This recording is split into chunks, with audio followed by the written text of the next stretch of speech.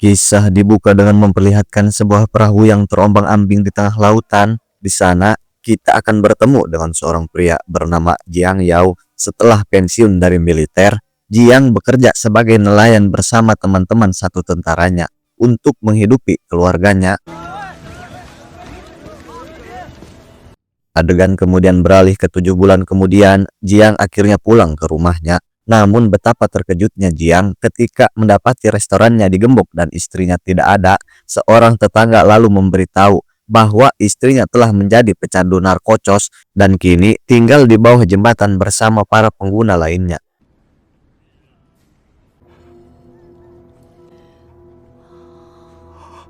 Saat tiba, Jiang menemukan istrinya dalam kondisi yang sangat mengenaskan. Sebuah kilas balik menunjukkan bahwa beberapa bulan sebelumnya, sekelompok preman datang ke restoran dan menipunya untuk minum alkohol yang telah dicampur racun berit. Sejak saat itu, ia ketagihan, bahkan menjual semua harta yang ia miliki.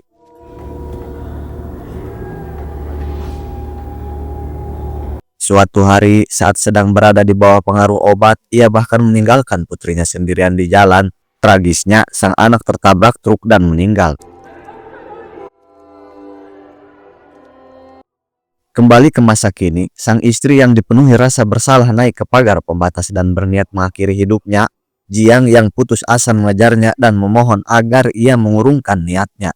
Jiang meyakinkan bahwa ia akan membawa istrinya ke rehabilitasi, bahwa ia masih bisa pulih dan menjalani hidup normal.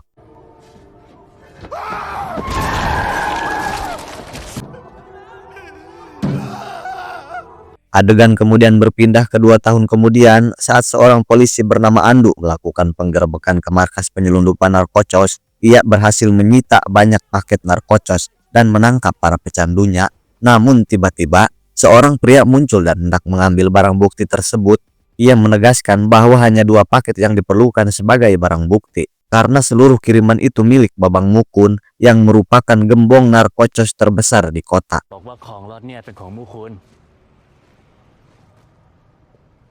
Kita kemudian diperkenalkan dengan Babang Mukun, seorang pria tua dengan kondisi kesehatan buruk. Ia dikunjungi tangan kanannya, yaitu bernama Hardi, yang memberitahukan tentang anak haram si Mukun, yaitu bernama Suang. Menurut Hardi, Suang saat ini dipenjara di Filipina dan merupakan narapidana yang sangat berbahaya setelah ibunya meninggal. Ia tumbuh di jalanan dan menjadi ketua geng sejak muda. Hardi mengungkap bahwa Suang telah melakukan banyak pembunuhan dan bahkan tidak ragu memakan manusia.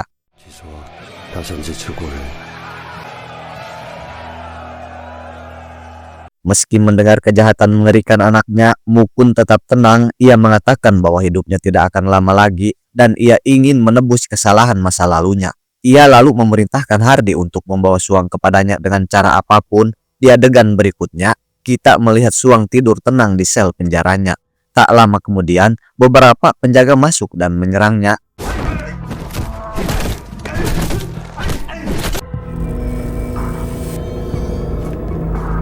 Setelah penjahat itu akhirnya tewas, kita melihat tokoh utama kita yaitu Jiang memasuki ruangan tersebut. Ia kemudian mengenakan seragam milik Suang dan membuat beberapa luka di wajahnya agar terlihat seperti dirinya. Keesokan paginya, Jiang yang kini menyamar sebagai Suang dikeluarkan dari penjara. Ia dibawa menuju kota menggunakan kapal dan di perjalanan ia bertemu dengan polisi Andu. Ternyata Andulah yang mempekerjakan Jiang untuk berpura-pura sebagai Suang agar mereka bisa menjatuhkan Mukun dan seluruh operasi kriminalnya.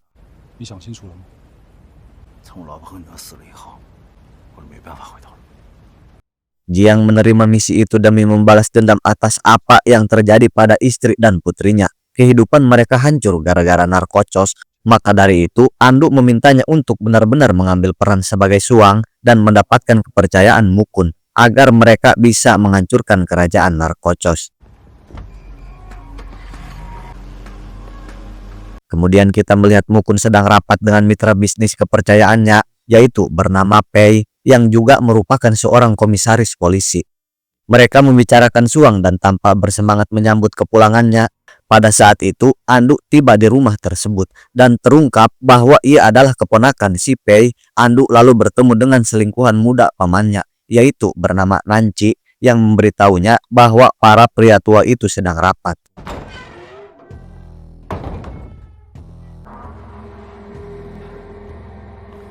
Tak lama kemudian, Jiang akhirnya tiba di rumah Mukun dan langsung bersikap seperti orang gila yang tidak takut apapun. Ia segera memancing keributan dengan salah satu anak buah Hardy. Keributan itu akhirnya dihentikan ketika bos Mukun muncul, yang justru tampak sangat bahagia melihat putra yang hilang itu kembali.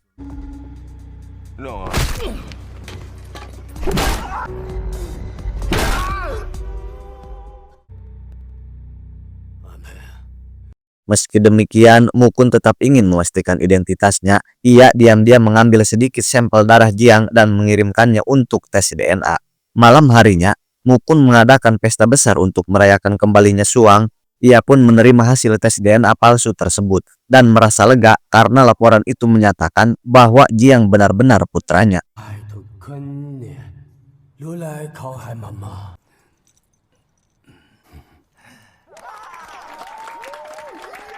Keesokan harinya, Jiang langsung bekerja dan mulai menangani urusan bisnis sang ayah. Tugas pertamanya adalah menemukan seorang pengedar bernama Bale yang beberapa minggu lalu mencuri dari kiriman narkotika mereka. Jiang mengumpulkan beberapa anak buah dan menuju sebuah bangunan gelap yang kumuh, penuh dengan preman. Di sana, ia akhirnya bertemu dengan pemimpin kelompok itu.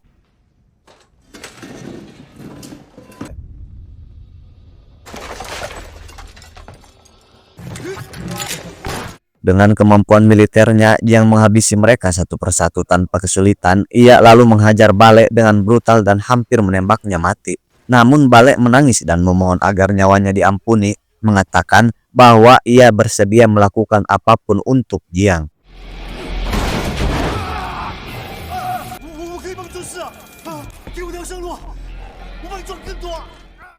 Tak lama setelah itu, Jiang kembali ke rumah Mukun dengan membawa Bale dan barang curian tersebut. Mukun sangat gembira, bukan hanya karena narkotika itu kembali, tetapi juga karena putranya berhasil membuat para musuh takluk.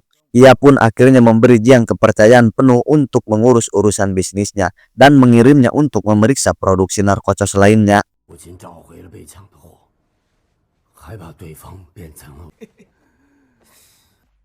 Dalam beberapa hari berikutnya, Jiang bersama Bale pergi memeriksa semua pabrik narkotika mereka di seluruh negeri. Ia kemudian menerapkan berbagai strategi untuk meningkatkan efisiensi dan keamanan operasional mereka, yang berujung pada peningkatan keuntungan yang sangat signifikan.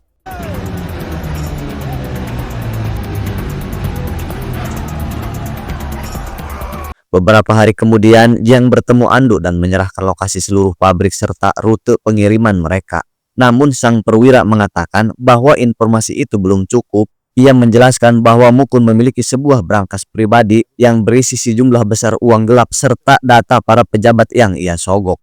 Andu menambahkan bahwa kekuatan terbesar Mukun berasal dari kemitraannya dengan Pei, dan ia mendesak Jiang untuk memicu konflik besar yang akan membuat kedua orang itu saling bermusuhan. Singkat cerita, malam pun hideng. Jiang bertemu dengan Babang Pei untuk makan malam dan memberitahu bahwa mulai sekarang ia hanya akan menerima 10% keuntungan, bukan 40% seperti sebelumnya. Mendengar itu, Pei tentu saja marah besar, mengatakan bahwa ia hanya mengikuti perintah Mukun dan tidak tunduk pada siapapun. Namun Jiang dengan tenang menunjukkan sebuah rekaman video yang memperlihatkan Pei membunuh seseorang.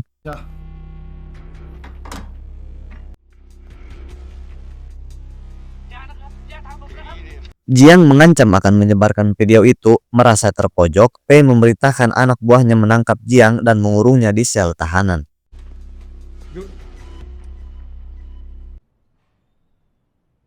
Malam harinya, Bale bersama anak buahnya menyerang kantor polisi tempat Jiang ditahan. Mereka menghujani markas itu dengan beleson dan senjata api. Sementara itu, Pei yang sedang dalam perjalanan pulang menerima kabar serangan tersebut dan menjadi sangat frustasi.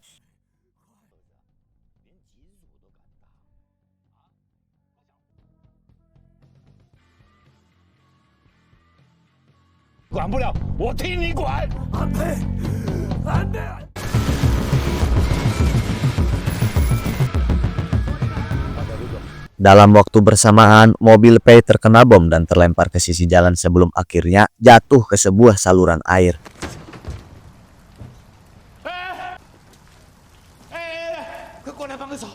Di sisi lain, Anduk membebaskan Jiang dari sel dan memberitahunya bahwa rencana mereka harus berubah. Mukun hampir mati dan Jiang harus segera menemui pria itu untuk mendapatkan kata sandi serta lokasi brankas sebelum semuanya terlambat. Ia lalu mengungkapkan lokasi brankas itu dan mengatakan bahwa kata sandinya ada di kalung Buddha yang ia berikan. Mendengar itu, Jiang tersenyum puas dan akhirnya mengatakan yang sebenarnya.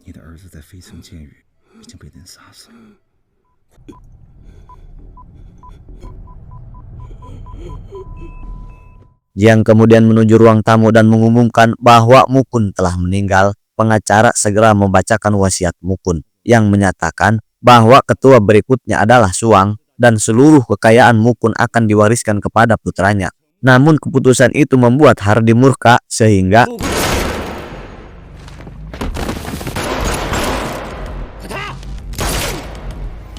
Hardy menyatakan bahwa dialah yang seharusnya menjadi ketua karena telah setia mendampingi Mukun selama bertahun-tahun. Hardy kemudian menembaki siapapun yang tidak memihak kepadanya, menciptakan kekacauan total di dalam rumah gedong itu.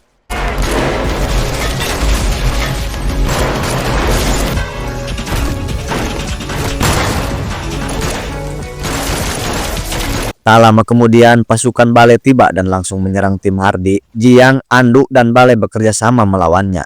Namun karena jumlah musuh terlalu banyak, mereka memutuskan untuk mundur dan melemparkan bom ke rumah tersebut.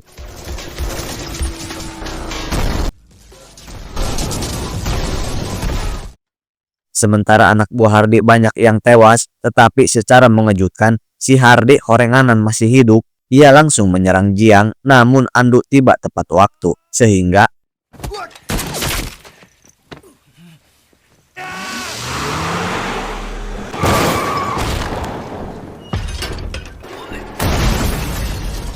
setelah kekacauan mereda, Jiang memberitahu Anduk lokasi brankas rahasia dan menyerahkan kalung yang berisi kata sandinya. Namun begitu ia melakukannya, Bale tiba-tiba menodongkan pistol ke arah Jiang dan ekspresi wajah Anduk berubah menjadi licik. Disinilah terungkap bahwa Anduk sebenarnya adalah polisi korup yang sudah lama merencanakan untuk mengambil alih kerajaan Mukun. Ia hanya tidak pernah mendapatkan kesempatan sampai akhirnya Mukun meminta bantuannya mencari sang putranya.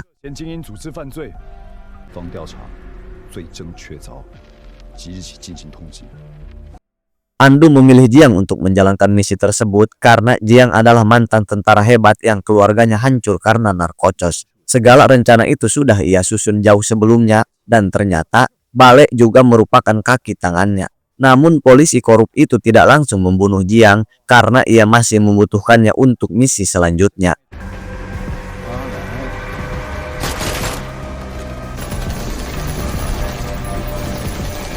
Anduk mengungkapkan bahwa ia telah membunuh Pei malam itu dan menempelkan sidik jari Jiang di tempat kejadian. Rencananya kini adalah tampil sebagai pahlawan. Hayang kalem ke masyarakat dia polisi. Karena sudah menangkap Suang, pengedar narkotika terkenal yang membunuh komisaris polisi.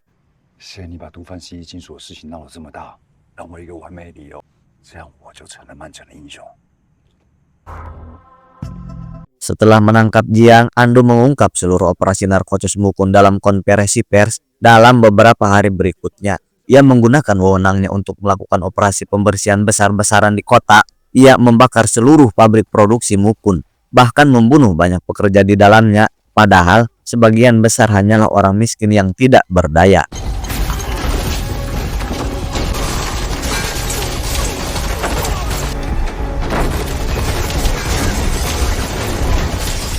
Setelah menghancurkan seluruh jaringan mafia narkotika itu, Anduk dipuji oleh departemennya dan akhirnya dipromosikan menjadi kepala komisaris polisi.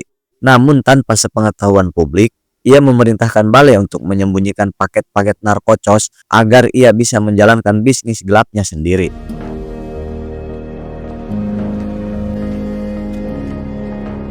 Di adegan berikutnya, Anduk akhirnya memasuki brankas rahasia Mukun dan terkejut melihat sebuah ruangan berisi 2 miliar dolar dalam bentuk uang tunai. Penemuan itu membuatnya sangat senang dan ia mulai menyusun rencana besar berikutnya.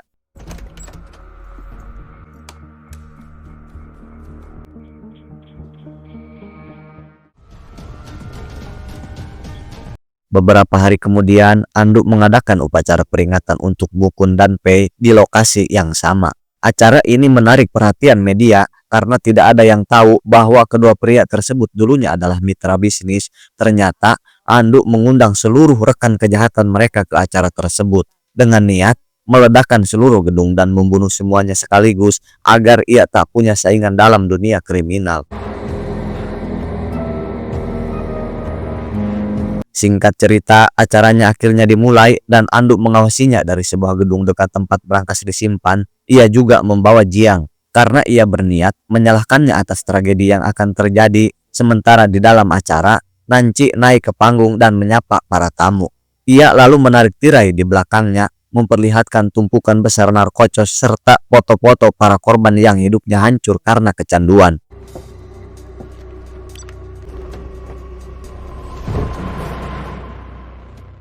Namun sebelum mereka sempat bereaksi, Nanci keluar melalui pintu belakang dan menguncinya, menjebak semua tamu di dalam.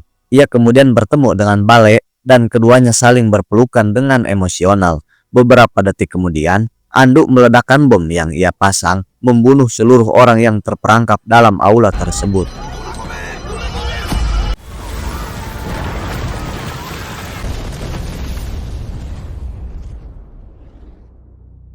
Namun secara mengejutkan, brankas berisi $2 miliar juga ikut meledak di belakangnya, membuat polisi Beagle itu benar-benar aneh. Petugas korup itu pun sadar bahwa semua ini adalah perbuatan Jiang.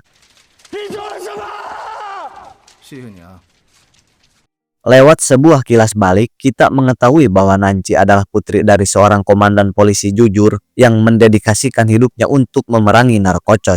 Ia bekerja sebagai dokter di pusat rehabilitasi. Di sanalah ia bertemu adik perempuan Bale yang berjuang melawan kecanduan. Nanci melakukan segala cara untuk membantu gadis itu dan akhirnya sang adik berhasil dibebaskan dari fasilitas rehabilitasi.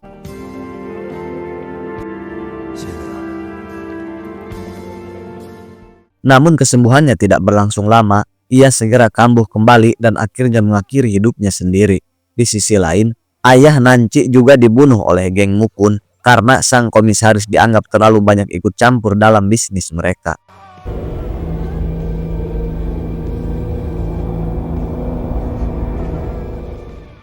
Di tengah kesedihannya, Nanci bertemu Bale yang juga sedang berduka atas kematian adiknya. Keduanya kemudian pergi ke sebuah penampungan di bawah jembatan, tempat keluarga para pecandu hidup dalam kondisi yang benar-benar mengenaskan. Suatu hari, sekelompok pengedar narkotika menyerang penampungan itu dan menagih uang dari para pecandu.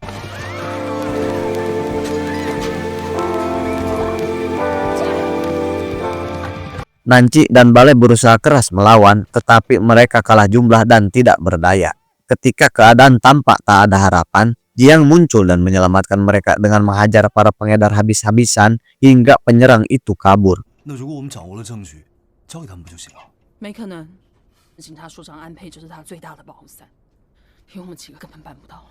Dari kejadian itu, ketiganya memutuskan untuk bekerja sama dan membalas dendam kepada orang-orang yang telah membuat banyak keluarga hidup dalam penderitaan. Nanci kemudian mendekati Pei dan menggunakan pesonanya untuk memikat serta mengumpulkan informasi dari dalam. Setelah itu, ia mendekati Andu, mengetahui bahwa pria itu menyimpan kebencian mendalam terhadap pamannya.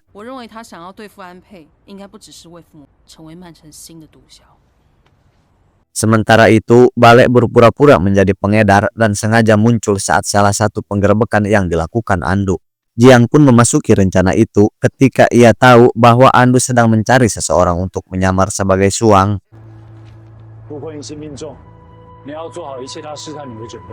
Dengan begitu, ketiganya secara sengaja membiarkan diri mereka menjadi pion Andu, namun dengan tujuan tersembunyi mereka sendiri.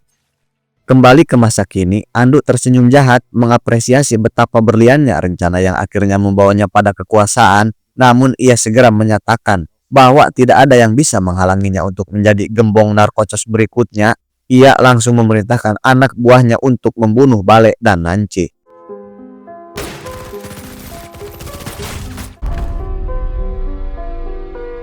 Namun sebelum Nanci menghembuskan napas terakhir, ia mengaktifkan bahan peledak yang ditanam di lengannya, meledakkan seluruh anak buah Andu seketika.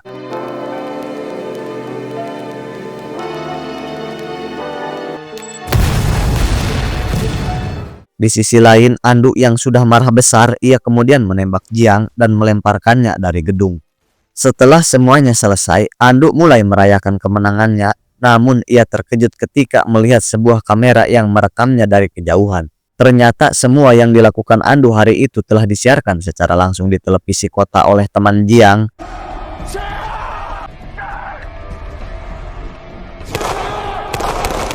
Setelah melihat bukti tersebut, Kepala Kepolisian Pusat segera mengerahkan tim bersenjata lengkap untuk menangkap Andu. Polisi korup itu berusaha melawan, tetapi akhirnya berhasil dilumpuhkan dan ditembak modar.